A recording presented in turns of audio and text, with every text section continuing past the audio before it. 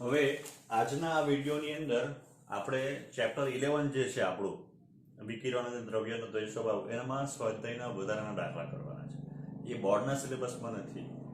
એમાંથી જે દાખલા એકદમ ઇઝી છે અથવા એ ટાઈપના દાખલા સ્વાધ્યાયના કે ઉદાહરણ દાખલામાં આવી ગયો એ આપણે અત્યારે નથી કરવાના. બીજું, જે દાખલા બહુ વિચિત્ર છે, બહુ એનો કોઈ કન્સેપ્ટ જ નથી, આપણે સાથે નીટમાં બી એને બહુ કંઈ સાથે કનેક્ટેડ નથી, તો એવા દાખલાને બી અત્યારે આપણે સ્કીપ કરીએ છીએ. બીજું, તમને બી અત્યારે તમારી પાસે સમય નહીં હોય, તમે પાછળ પડી ગયા હોય, તો હમણાં આ વિડીયો ન જો અને એની નોંધ રાખી દો અને પછી જ્યારે P1 સર તમને આ ચેપ્ટર ચલાવે તો ત્યારે તમે આ દાખલા કરજો કે જે તમને નીટમાં આ દાખલાનો થોડો બેનિફિટ થાય. અને નીટમાં બેનિફિટ માટે જ આપણે આ દાખલા કરીએ છીએ. બરાબર છે? તો સ્વાધ્યાયનો વધારાના સ્વાધ્યાયનો પહેલો દાખલો 20મો.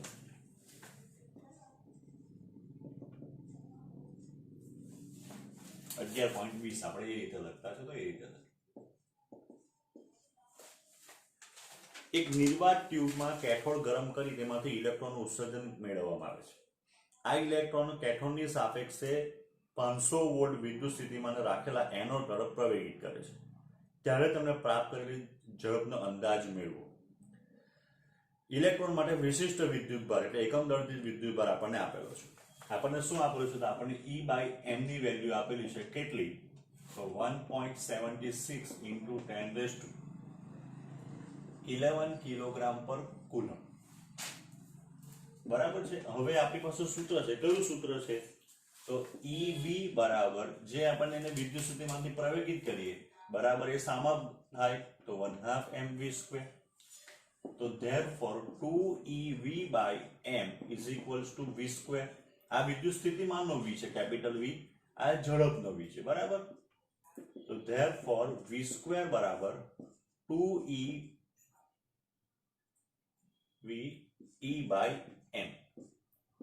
2 વિદ્યુત સ્થિતિમાન તફાવત કેટલો આપેલો છે? 500 વોલ્ટ. E/m ની વેલ્યુ છે 1.76 × 10⁻11. તો આને શું કરી નાખું? 100 ગુણ્યા 1.76 × 10⁻12 એટલે 176 × 10⁻12. તો therefore v² =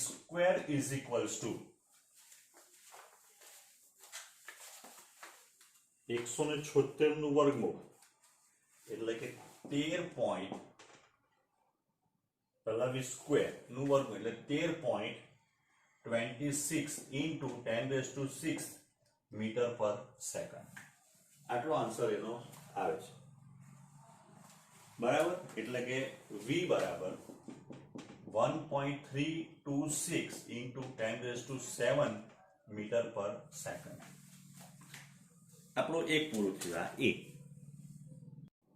બી, ઉપરોક્ત સૂત્રનો ઉપયોગ કરીને એનોડના 10 મેગાવોટ જેટલા વિદ્યુત સ્થિતિમાનના પ્રવેગિત ઇલેક્ટ્રોનની ઝડપ શું હશે? આ મૂલ્ય કઈ રીતે ખોટું છે? હવે જો સાચો જવાબ મેળવવા માટે તમે સૂત્રમાં શું ફેરફાર કરશો? તો જો આપણે જો સૂત્ર જોઈ ગયા EV બરાબર 1/2 mv². તો v બરાબર આપણે જોઈ ગયા વર્ગમૂળમાં 2E અથવા 2v E/m વર્ગમૂળમાં 2. આ 10 મેગા એટલે 10⁻6. આ 1.76 × 10⁻11 એટલે આપણે એવું કહી શકાય કે આ 2 × 1.76 × 10⁻16 આ 17 ને આનો એક 18. બરાબર છે? તો હવે જો આપણે એની ગણતરી કરીએ 2 × 1.76 નું સ્ક્વેર, તો એનો જે આન્સર આવવાનો છે એ આન્સર થવાનો 1.876 × 10⁻9 મીટર/સેકન્ડ, which is greater than c.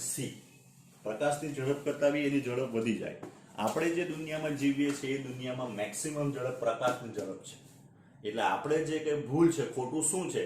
તો આપણને ઇલેક્ટ્રોનની ઝડપ જે છે એ ઇલેક્ટ્રોનની ઝડપ આપણને પ્રકાશના વેગ કરતા બી વધારે મળી, જે શક્ય નથી. એનું રીઝન એ છે કે આપણે દળ અચળ ધારી લીધું. આઈન્સ્ટાઈનના સાપેક્ષવાદના સિદ્ધાંત મુજબ તમારું જ્યારે કોઈ પણ કણ પ્રકાશના વેગની નજીક જ્યારે એનો વેગ જાય ત્યારે તેનું દળ અચળ રહેતું નથી. બરાબર? એટલે એનું દળ બદલાય, ને જો દળ બદલાય તો E/m નો ગુણોત્તર બદલાય ને એની ઝડપ બદલાય. તો હવે સૂત્રમાં કયો ફેરફાર કરવો જોઈએ તે આપણે જોઈએ. હવે આપણે એમ કહી શકાય કે જો EV બરાબર mc², આ સૂત્ર છે. પણ જ્યારે હવે સાપેક્ષ વેગનો સિદ્ધાંત લગાવવો પડે ત્યારે -m0c² કરવું પડે.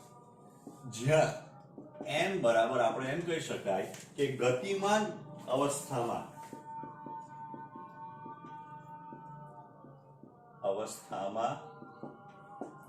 ઇલેક્ટ્રોનનું દળ.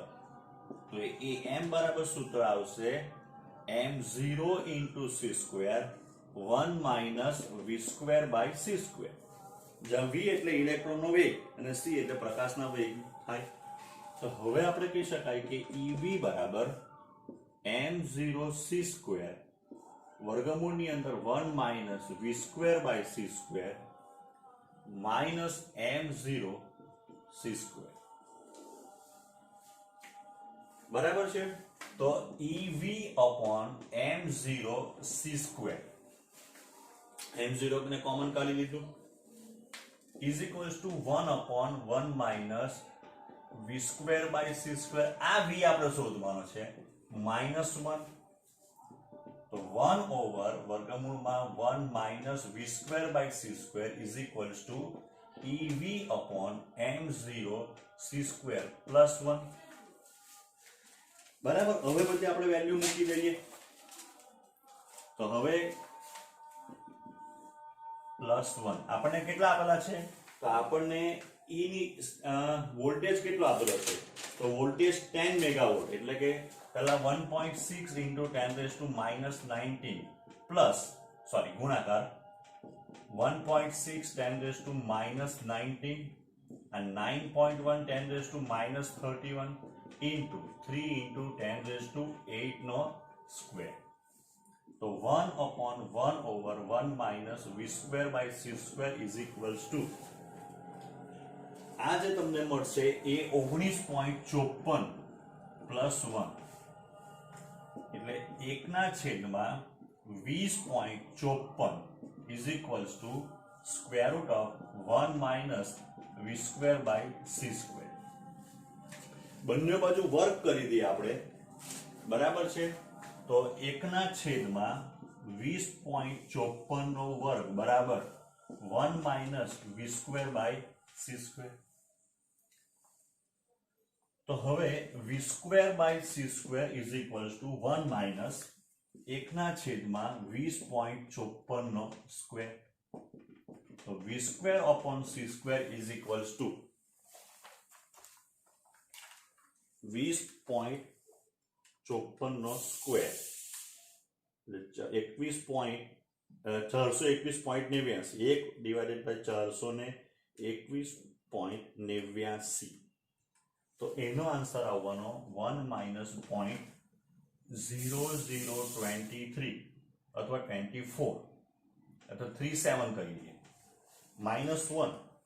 તો એનો આન્સર આવવાનો v²/c² બરાબર 0.9976. બરાબર છે? ને એનું તમે વર્ગમૂળ કાઢો એટલે v બરાબર 0.9988c. એ c ની ભલે નજીક છે, આ વેગ જે છે એ વેગ ભલે c ની નજીક છે, બરાબર છે, પણ c કરતા મોટો નથી, c કરતા નાનો છે. એટલે આપણે આઇન્સ્ટાઈનનું સૂત્ર જો સાપેક્ષવાદનો સિદ્ધાંત વાપરીએ તો આપણને જે હવે ઇલેક્ટ્રોનનો 10 મેગાવોટ જેટલો આપણે અહીંયા 10 મેગાવોટ 10 × 10⁶ તો 10 મેગાવોટ જેટલો અહીંયા ઇલેક્ટ્રોન આપણે વિદ્યુત સ્થિતિમાંથી પ્રવેગી કરીએ ઇલેક્ટ્રોનને, છતાં પણ ઇલેક્ટ્રોનની જે ઝડપ છે એ પ્રકાશના વેગ કરતા વધતી નથી.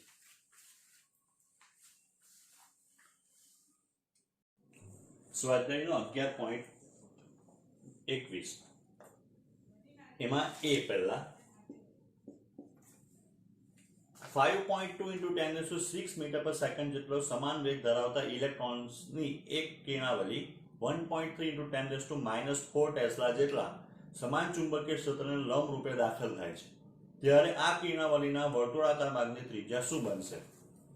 તો આપણે સૂત્ર ભણી ગયા છે કે જે જરૂરી કેન્દ્રગામી બળ છે mv²/r એ કોણ પૂરું પાડે? તો એમ કે ચુંબકીય બળ qvb sin 90, કારણ કે લંબ રૂપે કીધેલું છે. તો therefore mv/r બરાબર eb કરી દઈએ, કારણ કે q બરાબર e થઈ ગયો. તો r બરાબર આપણને સૂત્ર મળવાનું e mv upon eb. હવે આપણને e by m ની કિંમત આપેલી છે, તો e by m ની કિંમત જો આપણને આપેલી હોય તો v into e by m into b. તો r બરાબર v કેટલો છે આપણને વેગ? તો વેગ આપણને આપેલો છે 5.2 into 10⁶ મીટર પર સેકન્ડ. બરાબર છે b, તો એ કેટલા ટેસ્લા છે? 1.3 into 10⁻⁴ ટેસ્લા. અને e by m આપણને આપેલો છે 1.76 into 10⁻11 કિલોગ્રામ કુલમ પર કિલોગ્રામ. તો આનો જે આન્સર આવશે એ r બરાબર 0.2273 મીટર. ચાલો હવે આપણે બી કરીએ. બી માં આપણને એવું કીધું કે ઉપરના વિભાગમાં વપરાયેલ સૂત્રની મદદથી 20 MeV ઉર્જાવાળી ઇલેક્ટ્રોન્સની કિરણાવલીના વક્રમાંકની ત્રિજ્યા શોધી શકાય? Question mark. જો ના તો આ સૂત્રમાં ફેરફાર જણાવો. તો આગળ બી આપણે જોઈ ગયા છે કે જ્યારે આપણે 10 MeV થી ગતિ કરતો અથવા 10 MeV જેટલા 10 મેગાવોલ્ટ જેટલા વિદ્યુત સ્થિતિમાં તફાવતથી જ્યારે પ્રવેગિત કર્યો તો ઇલેક્ટ્રોનની ઝડપ પ્રકાશના વેગથી વધી જતી હતી. તો હવે આપણને એમ કીધેલું છે અહીંયા કે 20 MeV ઉર્જાવાળા ઇલેક્ટ્રોન્સની ઝડપ એ પ્રચંડ ઝડપ કહેવાય. તો એને લીધે આપણે એમ કહી શકાય કે એનું દળ જે છે તે બદલાય. તો સૂત્રમાં ફેરફાર શું આવશે? તો હવે r ડેશ બરાબર આ m ની જગ્યા ઉપર m0c² વર્ગમૂળમાં 1 - v²/c² into v upon eb. બરાબર, આ સૂત્રનો આપણે યુઝ કરવો પડે.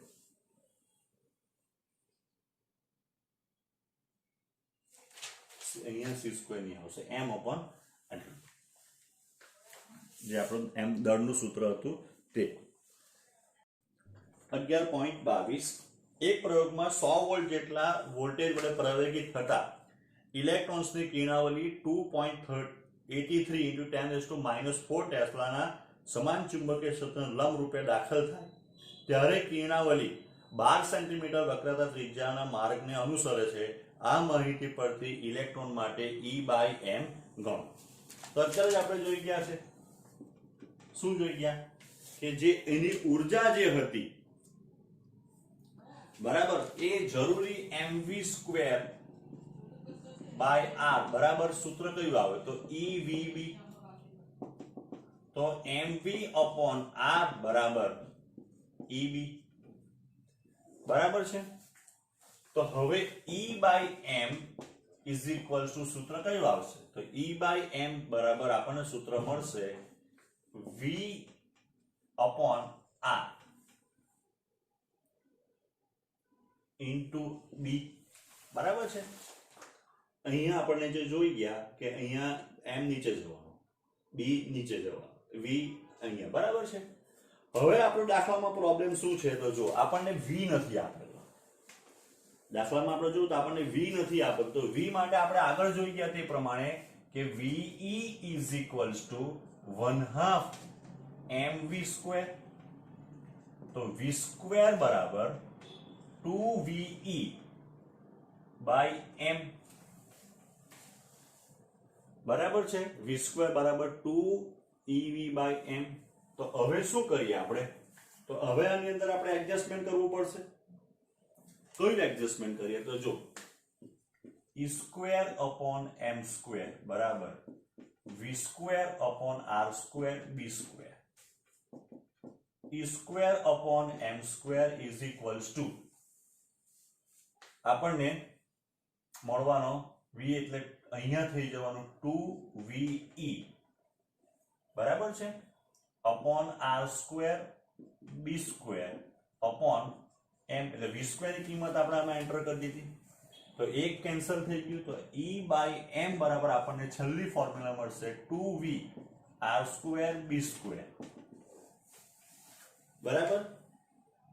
તો 2 છે, v એટલે આપણને 100 કીધેલું છે, ત્રિજ્યા 12 સેન્ટીમીટર, 12 ગુણ્યા 10⁻², નો સ્ક્વેર બી સ્ક્વેર, એટલે કે ભાઈ ચુંબકીય ક્ષેત્ર, તો ચુંબકીય ક્ષેત્ર કેટલું થાય, તો ચુંબકીય ક્ષેત્ર આપણને આપ્યું છે 2.83 into 10⁻⁴ ટેસ્લા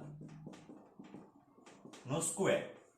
તો આનો જે આન્સર આવશે E બાય એમ બરાબર, તો એ આન્સર આપણને મળશે 1.734 10⁻11 કુલમ પર કિલોગ્રામ.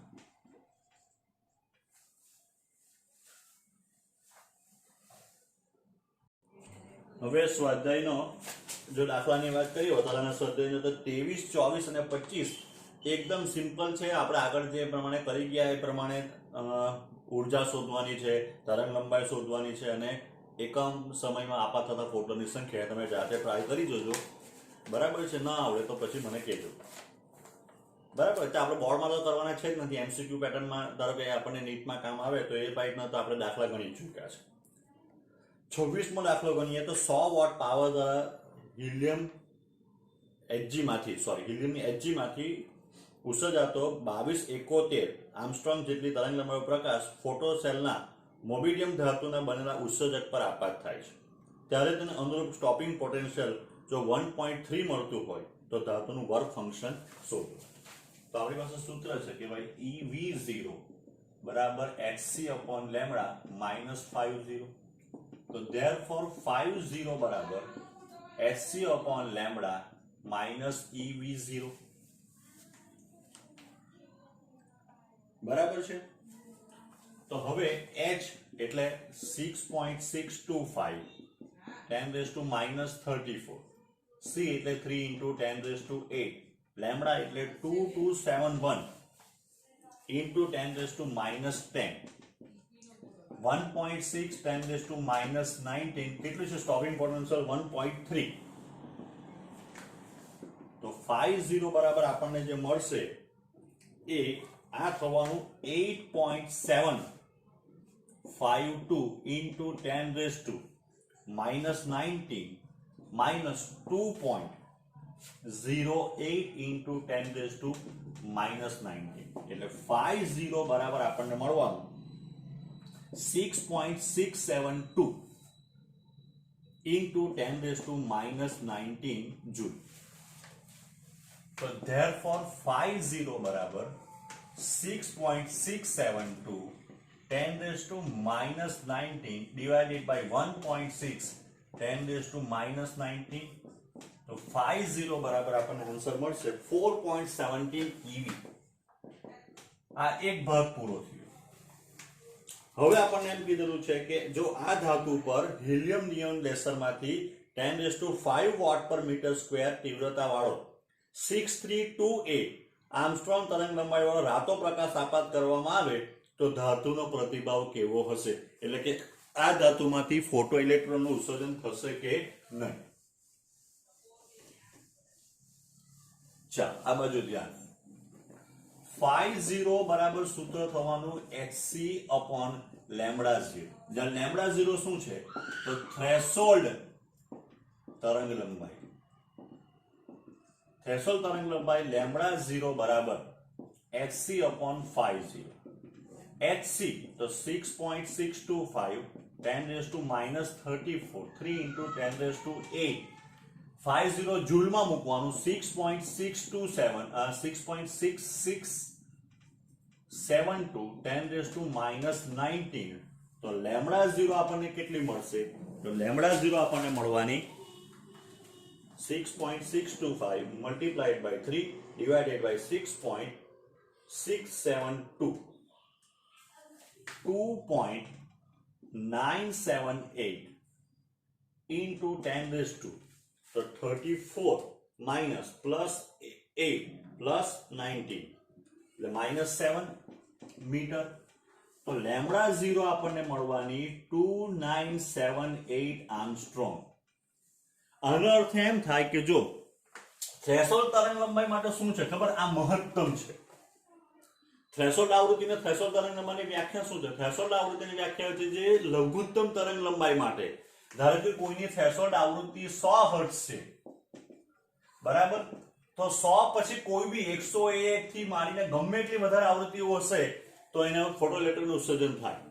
પણ થ્રેશોલ્ડ તરંગ લંબાઈ ધારો કે 5000 છે આર્મસ્ટ્રોંગ, તો 5000 કરતા ઓછા માટે શું થશે, તો ઉર્જા પ્રોપોર્શનલ ટુ 1/λ, જેની તરંગ લંબાઈની ઉર્જા વધારે થશે. એટલે થ્રેશોલ્ડ તરંગ લંબાઈમાં એવું હશે જે મહત્તમ તરંગ લંબાઈ માટે 5000 કરતા વધારે તરંગ લંબાઈમાં હશે ઉર્જા ઘટી જશે. તો અહીંયા આપણને જે આપેલી છે લેમ્બડા, એ કેટલી આપેલી છે? તો લેમ્બડા બરાબર આપણને જે આપેલી છે એ 6328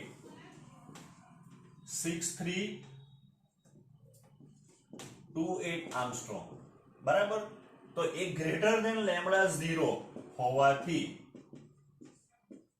ફોટો ઇલેક્ટ્રોનનું ઉત્સર્જન થશે નહીં. અને જેટલી કરતા ઓછી હતી તો વધારે છે એટલે થઈ નહીં. સ્વાધ્યાયનો 11.27 ટંગસ્ટન પર સીઝિયમનું આવરણ લગાવેલ એક હોય તેવી ફોટો સંવેદી સપાટી પર નિયોન લેમ્પમાંથી ઉત્સર્જાતો 640.2 નેનોમીટર તરંગ લંબાઈ વાળો એક રંગી આપાત પ્રકાશ કરવામાં આવે ત્યારે સ્ટોપિંગ પોટેન્શિયલ 0.54 વોલ્ટ માલુમ પડે છે. હવે આ ઉદ્ગમને બદલે 427.2 નેનોમીટર તરંગ લંબાઈનો પ્રકાશ આપાત કરતા Fe ને રાખવામાં આવે તો નવો સ્ટોપિંગ પોટેન્શિયલ કેટલો થાય? બરાબર છે. એટલે આપણે એવું કીધેલું છે કે જો તરંગ લંબાઈ બદલી કાઢવામાં આવે તો સ્ટોપિંગ પોટેન્શિયલમાં શું ફરક પડે? તો સ્ટોપિંગ પોટેન્શિયલનું સૂત્ર છે આપણી પાસે EV0 બરાબર hc બાય લેમ્બડા માઇનસ 50, બરાબર છે. EV01 બરાબર hc upon lambda 1 minus 50, EV02 બરાબર hc અપોન લેમ્બડા 2 માઇનસ 50. ઉદ્ગમ તેનું તે રાખેલું છે, બરાબર છે. એટલે 50 તેનું તે જ રહેશે, પણ આપાત થતા પ્રકાશની તરંગ લંબાઈ બદલાતી છે, એટલે કે ઉર્જા બદલાય તો સ્ટોપિંગ પોટેન્શિયલ બદલાય. તો હવે આપણે કહી શકાય કે EV02 માઇનસ EV01 બરાબર hc upon lambda 2 minus 50 minus hc upon lambda 1 plus 50. Cancel થઈ ગયા. E કોમન કાઢીએ તો V02 માઇનસ V01 બરાબર આપણને મળવાનું hc upon hc 1/λ2 minus 1/λ1. So therefore V02 minus V01 बराबर hc by E lambda 2 minus lambda 1 upon lambda 1 into lambda 2. આ સૂત્ર આપણને યાદ રાખવાનું. સ્ટોપિંગ પોટેન્શિયલમાં થતો ફેરફાર, બરાબર છે. હવે hc upon E ની બી વેલ્યુ છે ને કોન્સ્ટન્ટ છે, એટલે તમને જો મોડે થઈ જતી હોય ને એ બરાબર તમને પીવન સર કરાવશે તો hc upon E ની કઈક વેલ્યુ આવે પરફેક્ટ તમે યાદ રાખો તો તમારો દાખલો બહુ ફટાફટ થઈ જાય. 3 into 10 raised to 8 1.6 10 raised to minus 19. અહીંયા લેમ્બડા 1 માઇનસ લેમ્બડા 2 થશે, બરાબર ને. લેમ્બડા અહીંયા લેમ્બડા 1 કેટલો છે તો પહેલા આપણને 640.2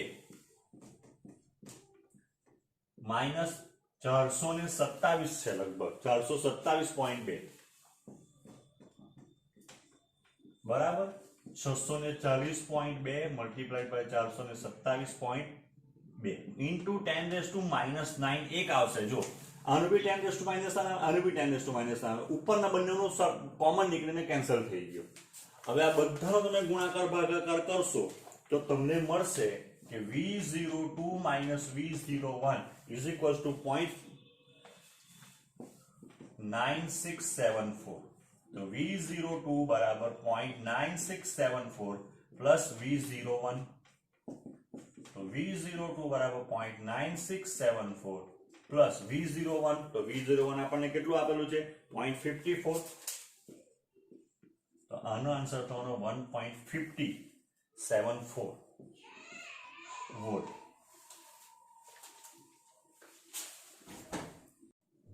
હવે અહીંયા આપણને એવું કીધેલું છે 11.29 માં કે સોડિયમ, પોટેશિયમ, મોબિડિયમ અને નિકલના વર્ક ફંક્શન આપણને આપેલા છે. આ બધી ધાતુઓને વારાફરતી હિલિયમ, કેડમિયમ લેસર ઉદ્ગમ 1 મીટર રાખવામાં આવે તો કઈ ધાતુમાંથી ફોટો ઇલેક્ટ્રિક અસર મળશે નહીં. હવે જો લેસરને 1 મીટરને બદલે નજીક લાવીને 50 સેન્ટીમીટર રાખવામાં આવે તો શું થશે? ઉદ્ગમમાંથી ઉત્સર્જતા પ્રકાશની તરંગ લંબાઈ 3300 આર્મસ્ટ્રોંગ લો. તો આપણે એમ કહી શકાય કે ભાઈ આપાત ફોટોનની ઉર્જા, તો આપાત ફોટોનની ઉર્જા E બરાબર hc બાય લેમ્બડા આટલા જૂલ ને E બરાબર hc by E lambda into electron volt. તો E બરાબર hc by 6.625 10 raised to minus 34 3 into 10 raised to 8 1.6 into 10 raised to minus 19 into 3300 into 10 raised to minus 10. તો E ની જે આપણને value મળશે એ વેલ્યુ આપણને કેટલી મળશે? તો એ થવાની 3.764 E. આનો અર્થ એમ થયો કે આપાત ફોટોનની ઉર્જા આટલી છે. તો આ બે જણા જે છે એના વર્ક ફંક્શન કરતાની આપાત ફોટોનની ઉર્જા વધારે છે. આપણે જો ઉદાહરણ જોયું છે કે વ્યક્તિ અંદર છે જેલમાં કેટલા રૂપિયા નાખવાના છે 10 રૂપિયા, તો 10 કરતા વધારે પૈસા મળવા જોઈએ. તો આ બે કરતાનું વર્ક ફંક્શન વધારે છે એટલે Na અને એટલે કે સોડિયમ અને પોટેશિયમ માંથી વર્ક ધાતુમાંથી ફોટો ઇલેક્ટ્રોન ઉત્સર્જન થશે, પણ આ બેનું વર્ક ફંક્શન છે આના કરતા વધારે છે એટલે મોબિડિયમ અને નિકલમાંથી થશે નહીં. હવે આપણે એમ કહી શકાય કે પહેલા આપણને એમ કીધું છે કે ધાતુ છે આ ઉદ્ગમ છે, એને કેટલાય મૂક્યું તો 1 મીટરે, પછી કેટલાય લાવ્યા 50 સેન્ટીમીટર. તો નજીક લાવવાથી તીવ્રતા વધશે, તરંગ લંબાઈ બદલાશે નહીં એટલે ઉર્જા બદલાય નહીં. જો તીવ્રતા વધારવામાં તો ફોટો ઇલેક્ટ્રોનની સંખ્યા વધે, ફોટોનની ઉર્જા વધતી નથી. એટલે એકમ સમયમાં એકમ ક્ષેત્રફળે આપાત થતા ફોટોનની સંખ્યા વધે પણ ફોટોનની ઉર્જા વધતી નથી. એટલે હજુ પણ મોબિડિયમ અને નિકલ માટે ફોટો ઇલેક્ટ્રિક અસર શરૂ કરી શકાય નહીં, પણ સોડિયમ અને પોટેશિયમની અંદર ફોટો ઇલેક્ટ્રિક અસર શરૂ થશે અને જ્યારે તમે નજીક લાવશો તો ફોટો ઇલેક્ટ્રિક પ્રવાહના મૂલ્યમાં વધારો થાય. તો એનું સૂત્ર બી યાદ રાખજો, ફોટો ઇલેક્ટ્રિક પ્રવાહ પ્રોપોર્શનલ ટુ 1/d². એટલે અંતર જેમ ઘટશે તેમ ફોટો ઇલેક્ટ્રિક પ્રવાહ વધે, વર્ગના વ્યસ્ત પ્રમાણમાં વધશે.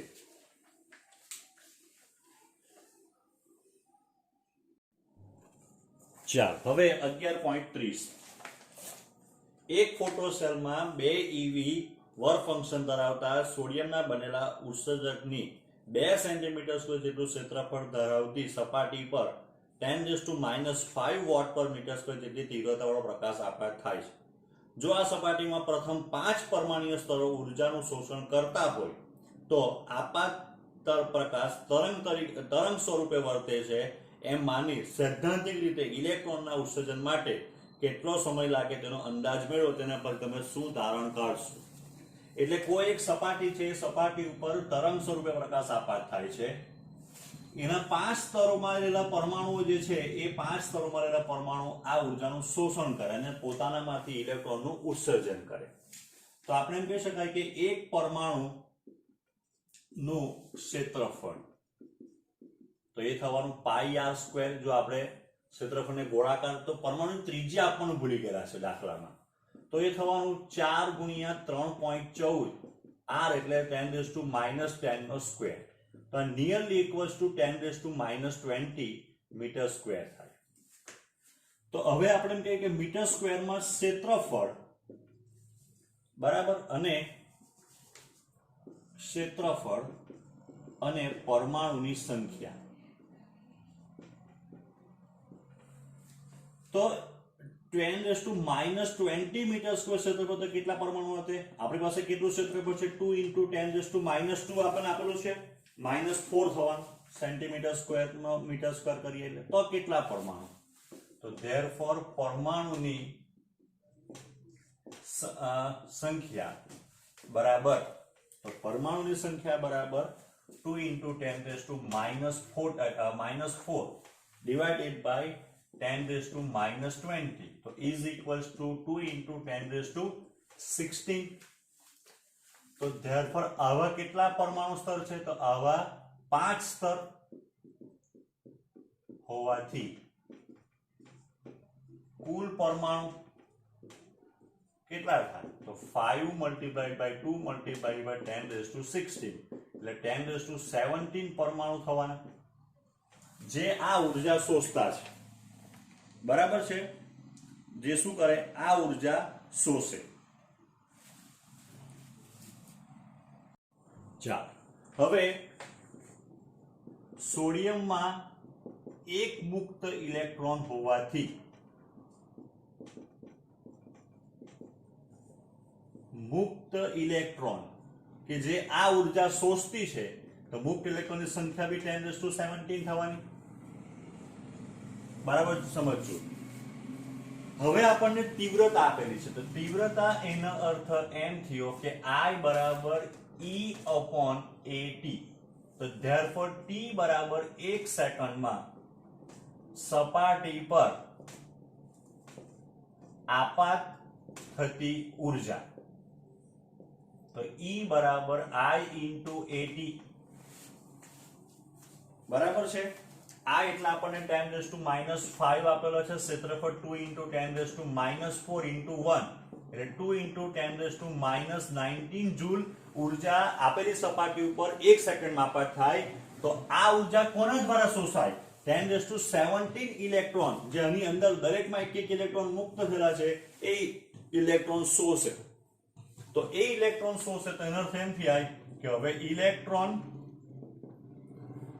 ને अथवा एक इलेक्ट्रॉन ने 1 सेकंड में मळती ऊर्जा तो is equals to 2 into 10 raised to minus 9 upon 10 raised to 17 तो 2 into 10 raised to minus 26 થવાનું હવે ઇલેક્ટ્રોન ને બહાર આવવા માટે કેટલી ઉર્જાની જરૂર પડે તો એના વર્ક ફંક્શન જેટલી तो धातुનું વર્ક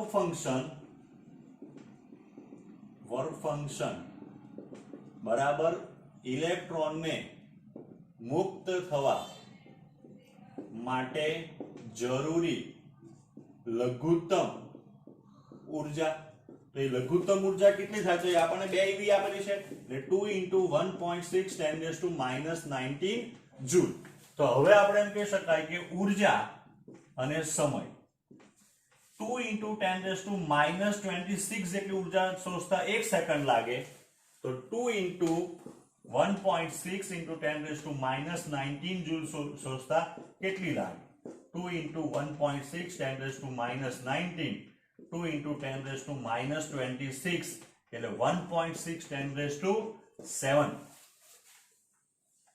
સેકન્ડ આવે એટલે જો પ્રકાશને તરંગ સ્વરૂપ લેવામાં આવે तो આપણામાં એમ કે ધાતુમાંથી ઉત્સર્જતા ઇલેક્ટ્રોન કેટલા સમય પછી 10 raised to 7 સેકન્ડ પછી બહાર આવે જ્યારે હકીકત એવી છે કે પ્રેક્ટિકલ આપણને એવું કે 10 raised to